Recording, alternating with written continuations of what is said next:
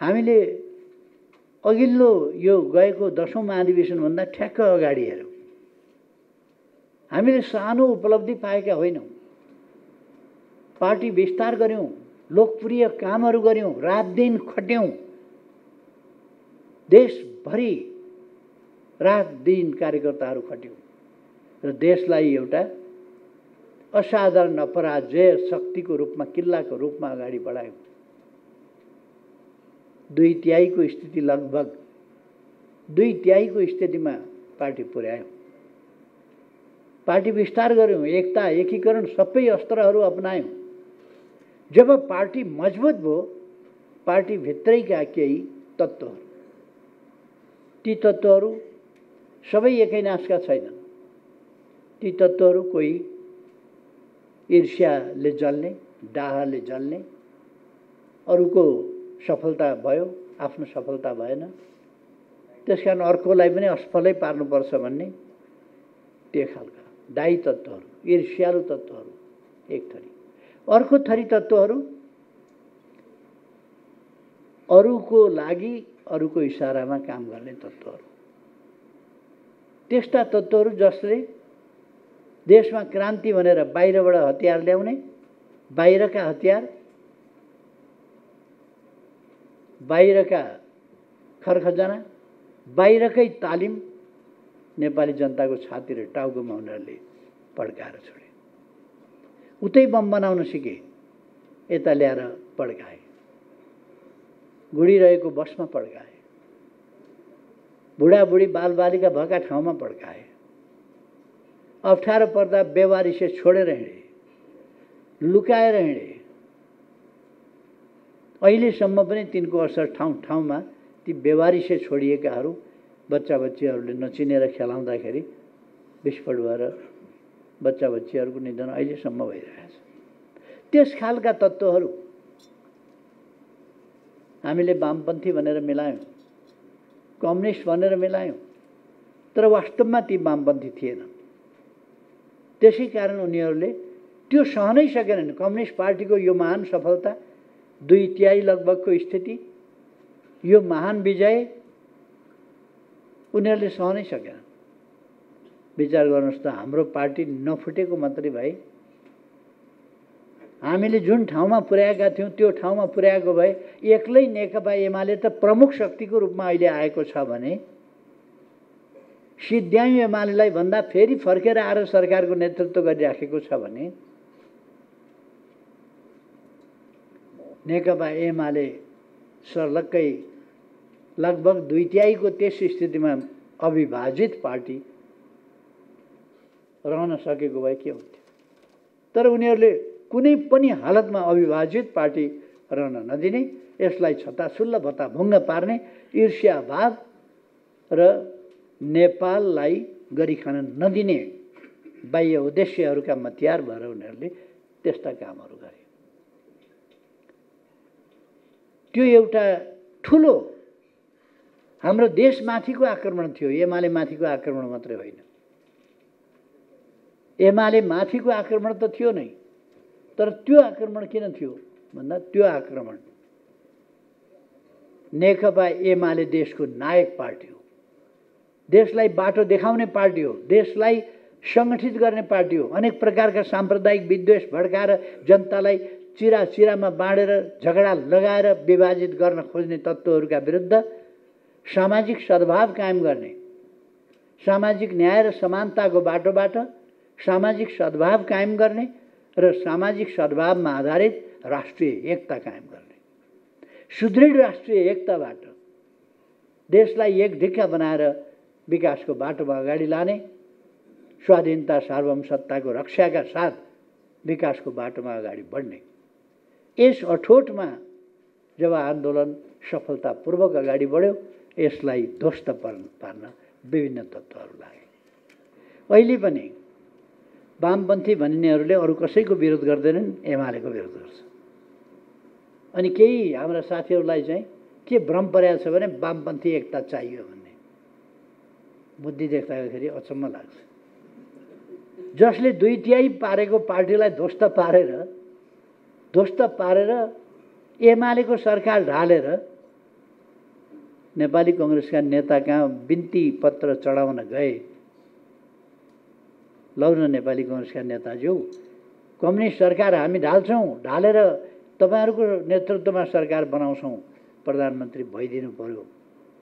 किन नहुने उहाँहरूले? उहाँहरू चुनाव लड्न तयार हुनुभएको थियो, वक्तव्य दिएर तयार हुनुभएको थियो। हामी प्रजातान्त्रिक पार्टी चुनाव भयो भने लड्छौँ र चुनाव घोषणा भएको कुराको विरोध गर्दैनौँ भनेर शेरबहादुर देउवाजीले भन्नुभएको थियो। तर होइन, त्यसो होइन, तपाईले प्रधानमन्त्री भइदिनु पर्यो। चुनावसम्म फेरि केपी ओली रहन्छ, नत्र भने केपी ओलीलाई त जसरी पनि यसले विकास गरेर खत्तमै पार्ने भयो। त्यसो भएर यसलाई त ढाल्नै पर्छ, तपाईँ प्रधानमन्त्री भइदिनु पर्यो भनेपछि उहाँ प्रधानमन्त्री भइदिनु हो। अनि तिनै मान्छे जसले कम्युनिस्ट सरकार ढाले, 2/3 पुगेको पार्टी चकनाचुर पारे, उनीहरूको लागि उनीहरूले के भने हुन्? एउटा 14 वर्ष 13 वर्ष 14 वर्ष नेतृत्वमा बसेको मान्छे, अर्को 15 वर्ष पार्टीको नेतृत्वमा बसेको मान्छे, कति बेशरमसँग त्यही पार्टीको नाम लिएर नेकपा एमालेलाई धुलो चटाउँछौँ, धुलो बनाउँछौँ, टर्च बालेर खोज्दा नभेटिने बनाइदिन्छौँ, कोही भन्छ भित्तामा लगेर टाँसिदिन्छौँ, खत्तमै पारिदिन्छौँ। ओहो, कम कोसिस होइन। हामीलाई त मुद्दा लगाएर जेल हाल्ने कोसिस भएको थियो। कति अनौठो अवस्था थियो। भ्रष्टाचारीहरूले हामी भ्रष्टाचारका विरुद्ध लड्नेहरूलाई नै उल्टै झुटा मुद्दा लगाएर जेल हाल्ने सम्मका षड्यन्त्र, बदनाम गर्ने, चरित्र हत्या गर्ने, यो सबै तथाकथित वामपन्थी भनिएकाहरू हुन्। कम्बोडियामा केपी ओलीको कति 32 अरब छ भनेर हल्ला फिजाउने को हो भन्दा प्रचण्ड हो, अरू कोही हो? त्यसका पछाडि कुद्ने माधव नेपाल, जलनाथ खनाल। के त्यो साँचो कुरा हो? साँचो कुरा भए अहिलेसम्म 32 अरब यो गरिब देशबाट मैले लगेर बाहिर राख्थेँ। एउटा टेलिकममा भने, त्यो त ब्याङ्क पनि होइन, टेलिकम भनेको त तुरन्त गएर सोद्धाखेरि हिसाब किताब ट्रान्सपरेन्ट हुन्छ त त्यसको त। गएर ककसको लगानीको इच्छा भनेर सोध्यो भने तत्काल बताउँछ त। अब त्यहाँ खोलेको कम्पनी नै मेरो भनिदिने हो भने त, अब त्यो त्यहाँका मान्छे नै सबै मेरा भनिदिने हो भने, त्यहाँको सरकारै मेरो भनिदिने हो भने त कसो के लाग्छ? अर्को, अहिले हाम्रो पार्टीले पो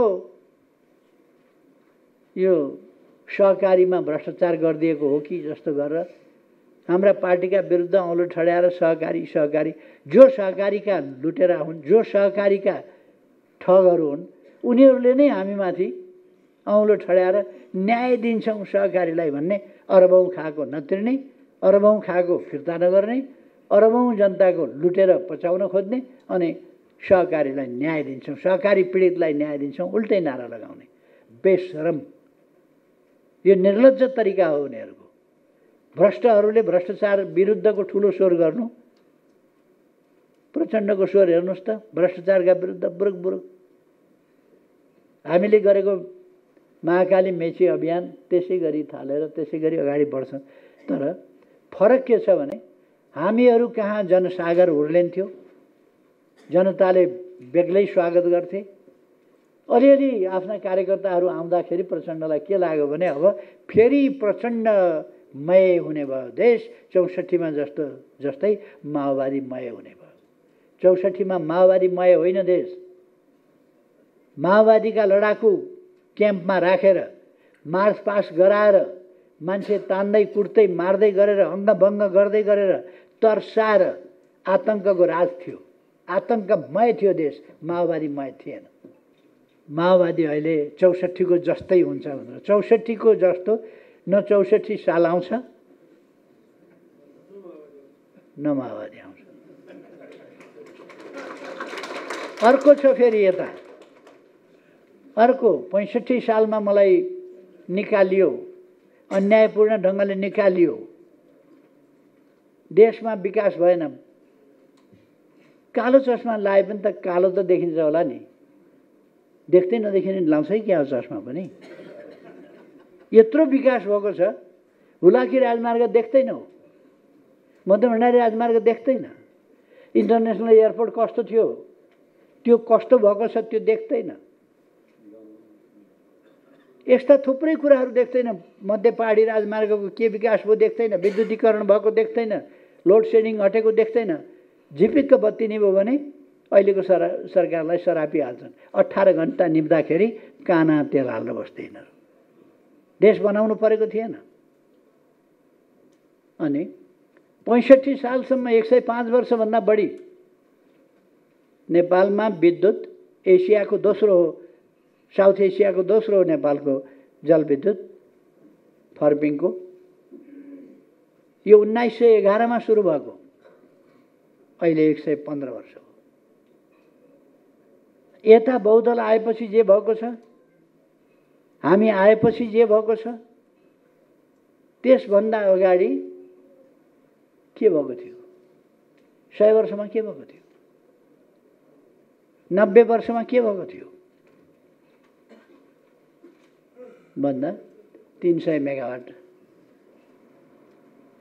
केही सहरमा एकछिन बल्ने त हो नि बिजुली भनेको। बिजुलीको चिम नजिकबाट जनताले देखाएको थिएनन्, पर बल्या देखाएको थिए, कसरी बल्छ थाहा थिएन। त्यस अवस्थाबाट देश कहाँ आइपुगेको छ? अनि युवा बाहिर गए भनेर यिनीहरूको समयमा पासपोर्टै दिँदैन थियो। कहाँ बाहिर जानु त? कोही पनि बस्दैन थियो। पासपोर्ट नदिएर थुनेर राखेको थियो। अनि त्यहाँबाट अहिले पासपोर्ट पाएका छन्। एकैचोटि पिंजडाबाट निस्किन पाएपछि अलिकति भरभर त उड्नै भयो नि। युवाहरू विद्यार्थीहरू यहाँ कलेजहरू पुग्दैनन्। बल्ल कलेजहरू अलिकति एउटा विश्वविद्यालय थियो जम्मा।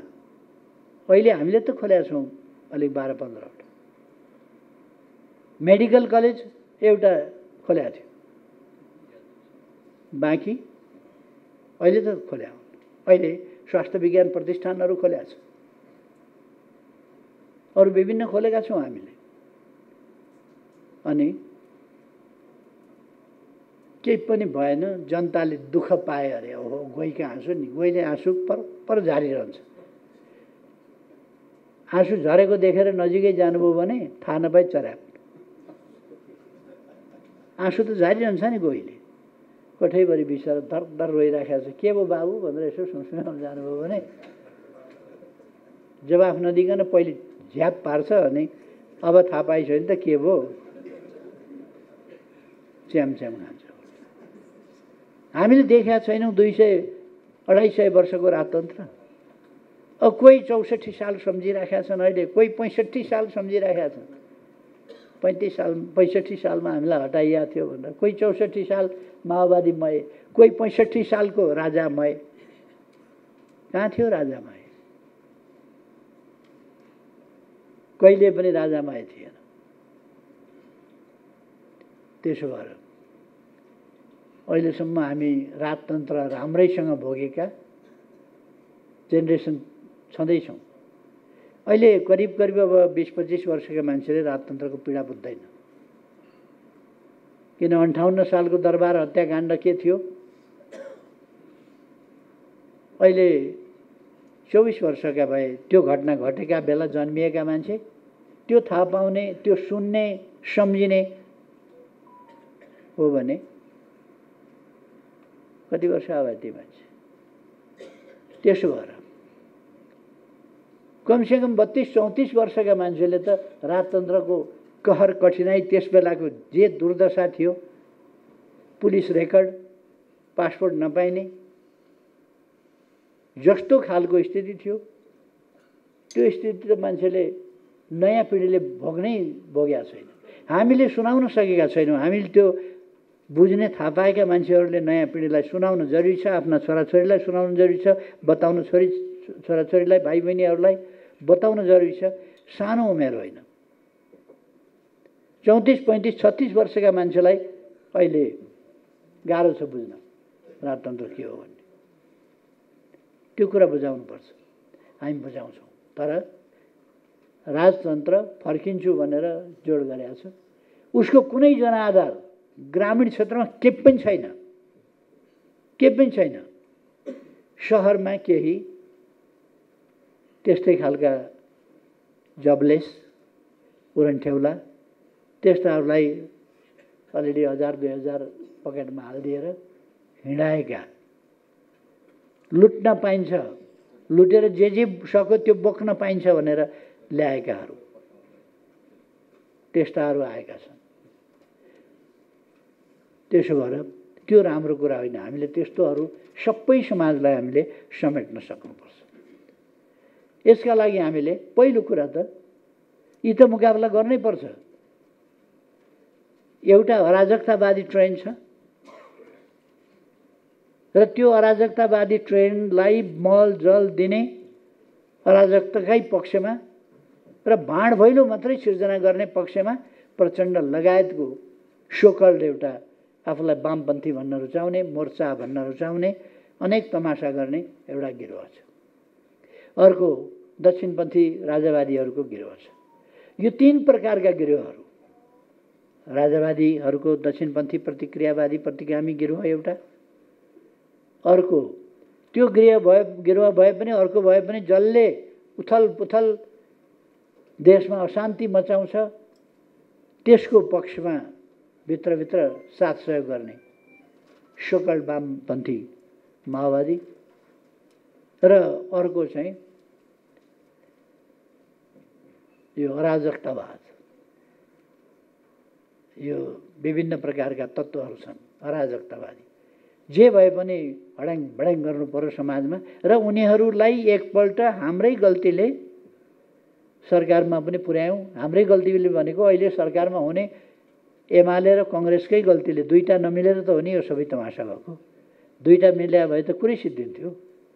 दुईटा नमिलेर हामी त प्रतिस्पर्धा गर्छौँ, प्रतिस्पर्धी पार्टी हौँ भन्दाखेरि यो सबै स्थिति चाहिँ नि झन् बिग्रियो, अस्थिरता आयो, अराजकता आयो।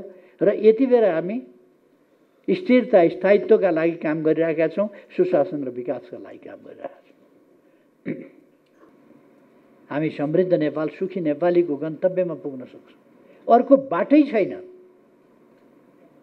त्यसकारण एक आपसमा सानो मन गर्ने होइन, अल्मलिने होइन, एक आपसमा विभाजित हुने होइन, एक ढिक्का भएर आफ्नो शक्तिलाई सुदृढ गरौँ, नेकपा एमालेलाई सुदृढ गरौँ।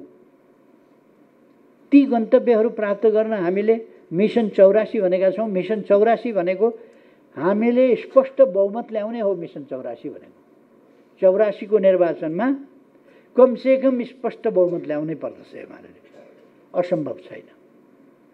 हामी 50% भन्दा बढी, हरेक वडामा 50% भन्दा बढी मतदाताको बिचमा जानुपर्छ र मतदाताको समर्थन प्राप्त गर्नुपर्छ। न्यूनतम 50% कमसेकम हामीसँग हुनुपर्दछ। त्यसो भयो भने हाम्रो 2/3 आउँछ, बहुमत मात्रै होइन। एउटा घटिया प्रवृत्ति देखा परेको छ। म पार्टीका लागि ज्यान दिन तयार छु, सब कुरा छोड्न तयार छु। पार्टीले जे भन्छ म हामफाल भने भिरबाट पनि हामफाल दिन्छु, आगामा पनि हामफाल दिन्छु। तर यसपल्ट वडा अध्यक्ष चाहिँ म छोड्दिनँ। कसैले भने पनि पार्टीले भनोस्, म ज्यान दिन तयार छु, केही छैन।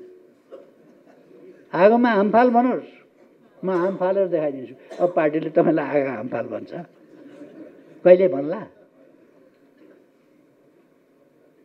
पार्टीले छतबाट हामफाल भन्यो भने मैले हामफाल दिन्छु आँखा चिम्लेर। त्रिशुलीमा गएर हामफाल भने भेलको त्रिशुलीमा हामफाल छु। ल भनोस्, पार्टीले भनेर हेरोस्, भाग ठुल्ठुला हुन्छ। तर कामरेड यसपल्ट वडा अध्यक्ष एउटा चाहिँ म छोड्दिनँ।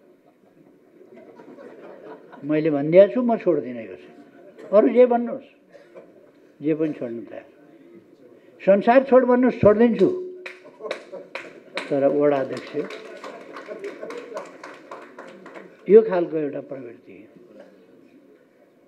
त्यो कुराहरू देखिन्छ। मास्तिर पनि अलिअलि त्यस्तै हो। अब अहिले जोसँग कुरा गर्दैछु उसको नै कुरा गर्नु पर्यो। माथि पनि त्यस्तै हो। यो 15 गते तथाकथित राजावादीहरू, यी राजावादी साजावादी के होइन नि, खाओवादी हुन्। यिनीहरू के भनेर नारा लाउँथे? हाम्रो राजा, हाम्रो देश प्राणभन्दा प्यारो छ। हिजो बेलुका पनि नानीटी अगाडि त्यही पो भन्दै रहेछ। प्राणभन्दा प्यारो छ भने वीरेन्द्रलाई त्यत्रो हत्याकाण्ड भएर मार्दाखेरि यिनीहरू कहाँ गएको थिए? किन मरेनन् त? सबै झुटा बेइमान कुरा गर्ने, चाप्लुसी गर्ने त्यो मण्डलीहरूको स्वभाव हो, बानी हो। झुटो कुरा गर्ने, जनता वर्ग ल्याउने, अल्मल्याउने, भ्रममा पार्ने। यिनीहरू कुनै उद्देश्य, महान उद्देश्यका लागि लडिराखेका छैनन्। साना स्वार्थका लागि सरकार अलिक मौन बसेको र जनता अलिक मौन बसेको अवस्था, त्यो अवस्थाको फाइदा लिएर यिनीहरूले अनावश्यक फुर्तीफार्ती देखाएका छन्। यसो अक्षता मन्तर्ने हुन्छ नि, गर्ने ढ्याङ्ग्रो ठोकेर त्यो मुजुरा लाएर ढ्याङ ढ्याङ ढुङढुङ गरेर नाच्ने धामी आएपछि त्यो कता जान्छ कता अक्षता मन्छाउने। यो अक्षता मन्छाउनेहरू हुन्। ढ्याङ्ग्रो लिएर एमाले मैदानमा उत्रियो भनेपछि यी कता कता दुला पर्छन्। त्यसकारण हामीले आफूलाई बुझ्नु पर्यो, आफूलाई चिन्नु पर्यो, आफूलाई त्यस अनुसार तयार राख्नु पर्यो। म साथीहरूलाई भन्न चाहन्छु, निर्देशन पछि आउला। 15 गतेका लागि यहाँबाट भोलि उठ्ने बित्तिकै 15 गतेको तयारी थाल्नुहोस्। 15 गतेको तयारी थाल्नुहोस्। 15 गते के गर्नुपर्छ भन्ने कुरा पार्टीले भन्छ। समय थोरै भयो भन्ने, यति साथीहरू वडा वडामा गएर अरू जो पराजित साथीहरू छन् तिनीहरूलाई पनि लिएर, त्यहाँका पार्टीहरूलाई लिएर पार्टी परिचालन तपाईँहरू यति आफ्ना वडामा कति 359 वडा त तपाईँहरू मोबिलाइज हुनुहुन्छ। 359 भन्दा बाहिरका वडाहरू पनि मोबिलाइज गर्न सकिन्छ।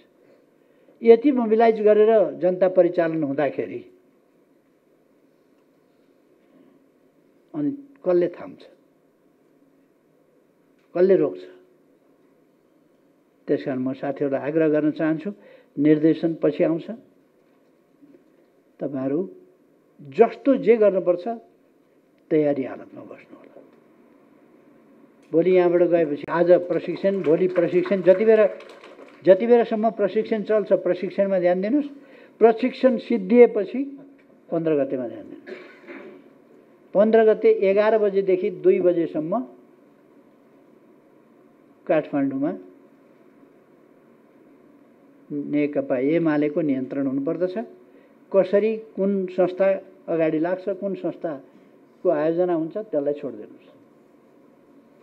आन्दोलनमा यो प्रोटोकल सोटोकलका कुरा हुँदैन। यहाँ सभा गर्ने, बैठक गर्ने ठाउँमा पो यता र यता छ। आन्दोलनमा पनि यता र यता हुन्छ र सबै एकैतिर अगाडि बढ्छ। आन्दोलनमा हामी सबै त्यसअनुसार तयारी हुन्छौँ।